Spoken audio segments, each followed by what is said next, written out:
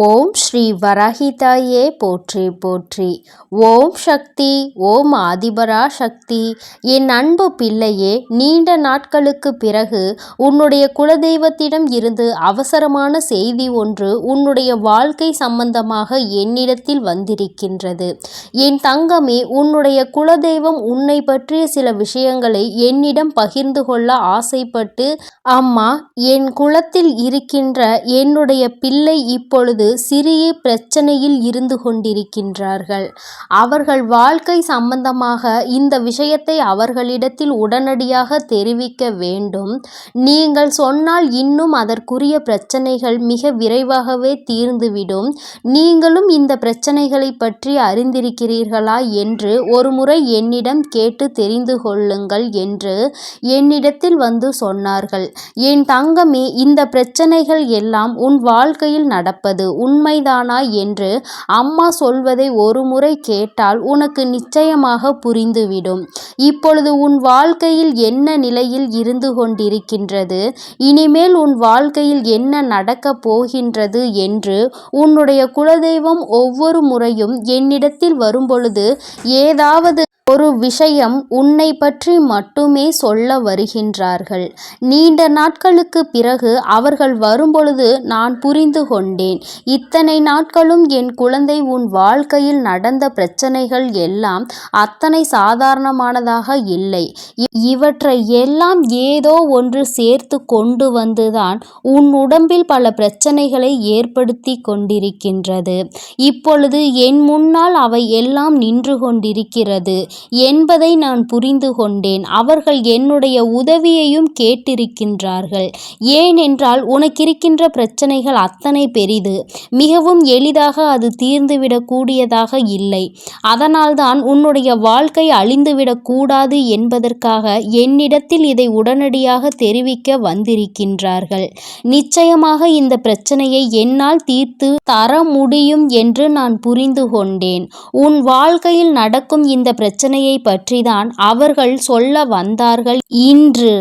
என் தங்கமே, உன்னுடைய வாழ்க்கையில் இப்பொழுது நடக்க இருக்கின்ற ஒரு விஷயம் என்னாலும் உன்னை மிகவும் பெரிதளவில் காயப்படுத்தி கொண்டிருக்கின்றது. குடும்பத்திற்கு உள்ளே இருந்து கொண்டு என்னாலும் உனக்கு கெடுதல் செய்ய அவர்கள் நினைத்து கொண்டிருக்கின்றார்கள். என் பிள்ளைதான் இருக்கின்ற இடத்திலேயே நரகத்தில் வாழ்வது போன்ற ஒரு உணர்வினை நீ உணர்ந்து கொண்டிருக்கின்றாய். சொந்த பந்தம், பாசங்கள் எல்லாம் வேஷம் என்ற ஒரு நிலைக்கு நீ இப்பொழுது வந்து விட்டாய். யாரால் உன் வாழ்க்கைக்கு உதவி கிடைக்கும் என்று நம்பி அவர்களோடு என்னாலும் நல்ல உறவில் இருந்து வந்தாயோ, இன்று அவர்களாலேயே மிக பெரிய பிரச்சனைக்கு நீ ஆளாகி நின்று கொண்டிருக்கின்றாய்.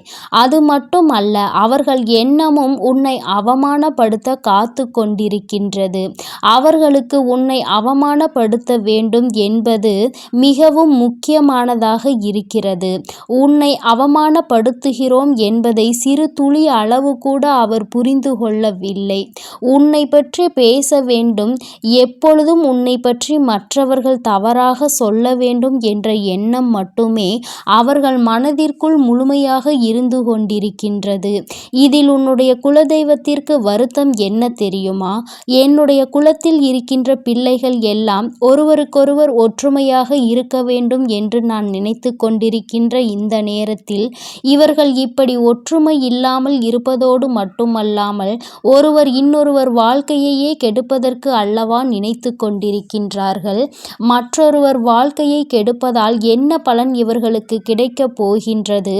மற்றவர்கள் வந்து இவர்களை ஏதாவது செய்ய நினைத்தால் கூட ஒற்றுமையாக நின்று அவர்களை விரட்டி அடிப்பதை விட்டுவிட்டு இவர்களுக்குள்ளேயே ஒற்றுமை இல்லாமல் தவித்து கொண்டிருக்கின்றார்கள். உறவுகளானாலும் சரி, உடன் பிறந்தவர்களானாலும் சரி, ஒருபோதும் மற்றவர்கள் மத்தியில் ஒருவரை விட்டு கொடுக்க பழகிவிட்டால் மற்றவர்கள் இவர்கள் வாழ்க்கையில் எளிதாக புகுந்து இவர்களினுடைய வாழ்க்கையை வாழவிடாமல் தடுத்து நிறுத்தி விடுவார்கள்.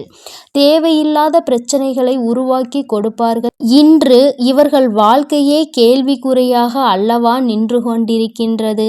உன்னுடைய மனதிற்கு எது சரி என்று என்று பட்டதோ, எது சரி என்று தோன்றுகிறதோ அதை நீ சரியான நேரத்தில் செய்திருந்தால் இன்று உனக்கு இத்தனை பிரச்சனைகள் வந்திருக்காது. யார் பேச்சையோ கேட்டு தேவையில்லாத முடிவுகளை எடுத்துதான் அதற்கு விளைவாகத்தான் இன்று வாழ்க்கையை தொலைத்துவிட்டு நீ நின்று கொண்டிருக்கிறாய். இன்னும் ஒன்றும் குறைந்து போகவில்லை. உன் வாழ்க்கை உன் கையை விட்டு முழுமையாக செல்லவில்லை. வாழ்க்கை கையை விட்டு செல்வதற்கான நேரத்தை எதிர்நோக்கி காத்து கொண்டிருக்கின்றது. உனக்கு இப்பொழுதே உன் வாழ்க்கை உன்னை விட்டு சென்று விட்டது போன்ற ஒரு உணர்வு வந்துவிட்டது அல்லவா? என் தங்கமே, நீ இந்த உணர்வில் இருந்து மீண்டு எப்பொழுது உன் வாழ்க்கை சம்பந்தமாக இன்னொருவர் தலையீடு உள்ளே இருப்பதை உணர்ந்து நீ உன்னுடைய வாழ்க்கையை உன் விருப்பப்படி வாழ வேண்டும் என்றுதான் அவர்கள் உன்னிடத்தில் சொல்ல வந்திருக்கின்றார்கள். இன்னொருவரின் தலையீடு உன்னுடைய குடும்பத்தில் இருக்கின்றதே என்றால் மிகவும் நெருக்கமான ஒருவராக அவர் இருக்கும் பொழுது எப்படி இதனை சமாளிப்பது என்று தெரியாமல் தவித்து நின்று கொண்டிருக்கின்றாய். என் தங்கமே, ஒருவர் வாழ்க்கையில் மிகவும் முக்கியமான உறவாக இருக்கும் பட்சத்தில் அவர்களை வாழ்க்கையில் அருகில் இல்லாமல் விலக்கி வைப்பது என்பது மிகவும் கடினமான விஷயம் அல்லவா?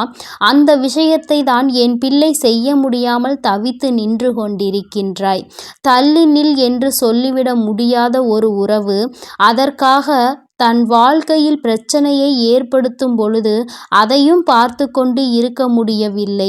இரு பக்கமும் சாய முடியாமல் எத்தனையோ பிரச்சனைகளை நீ போராடி கொண்டிருக்கிறாய். என் தங்கமே, இது இன்றோடு முடிய போகின்ற விஷயம் கிடையாது. இது உன்னுடைய வாழ்க்கை அல்லவா? உன் வாழ்க்கையை கெடுக்க நினைத்தாலும் சரி, அது எப்பேற்பட்ட உறவாக இருந்தாலும் சரி, அவர்களுக்கு எடுத்து சொல்லி நீ புரிய வைக்க வேண்டும். அப்படியும் அது அவர்களுக்கு புரியவில்லை என்றால் உன்னுடைய வாழ்க்கையில் இருந்து அவர்களை ஒதுக்கி வைப்பதை தவிர வேறு வழி இல்லை.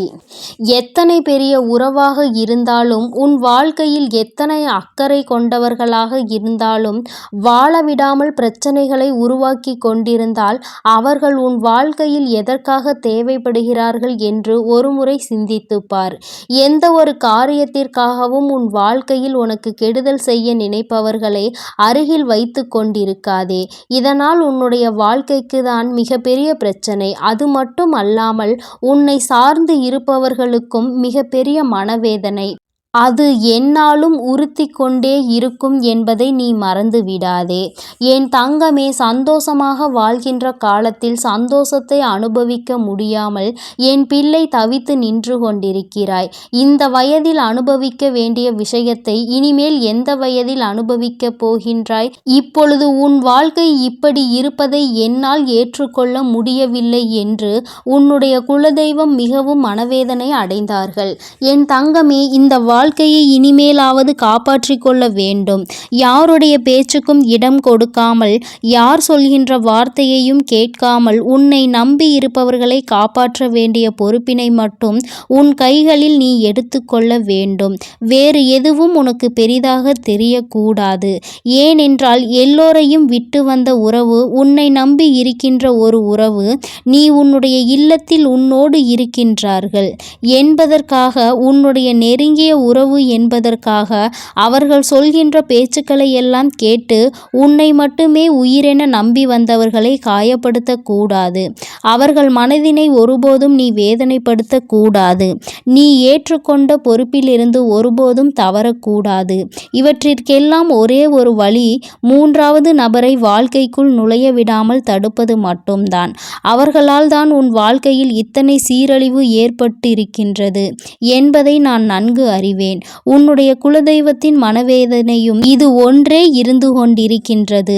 தன்னை நம்பி வந்தவர்களை விட்டுவிட்டு இன்னொருவரின் சொல்லை கேட்டு அவர்களை காயப்படுத்துவது என்பது தவறான செயலாகும். என் தங்கமே, இந்த விஷயத்தை நான் இதோடு விடப்போவது கிடையாது. உன்னுடைய குலதெய்வம் என்னிடத்தில் இதனை சொல்லி இருந்தாலும் நான் இதற்கென்று ஒரு முடிவினை கட்ட வேண்டும் என்று இப்பொழுது துணிந்து வந்து விட்டேன்.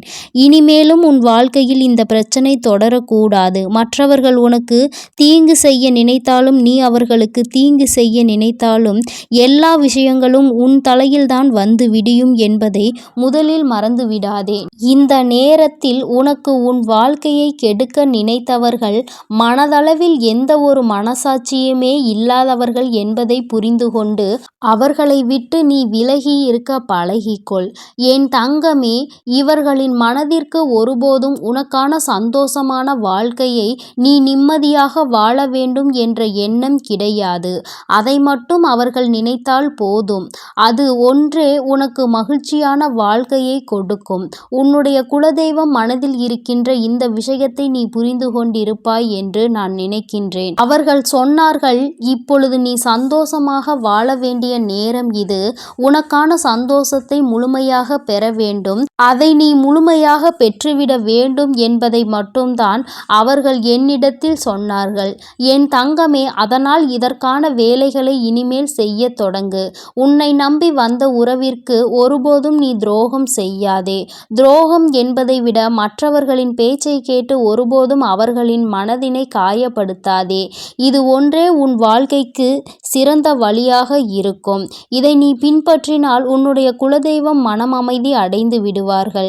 என் தங்க பிள்ளைக்கு இந்த வராகி அம்மாவினுடைய ஆசீர்வாதங்களும் உன்னுடைய குலதெய்வத்தினுடைய ஆசீர்வாதங்களும் எப்பொழுதும் முழுமையாக இருக்கும். என் தங்கமே, அதனால் நீ எதற்காகவும் கலங்காதே, எதை நினைத்தும் வருந்தாதே. நீ நல்லதையே நினைத்தால் உன் வாழ்வில் எப்பொழுதும் உனக்கு நல்லது மட்டுமே நடக்கும். ஓம் ஸ்ரீ வராகி தாயே போற்றி போற்றி. ஓம் ஸ்ரீ வராகி தாயே போற்றி போற்றி. ஓம் சக்தி. ஓம் ஆதிபரா சக்தி. ஓம் சக்தி. ஓம் ஆதிபரா சக்தி.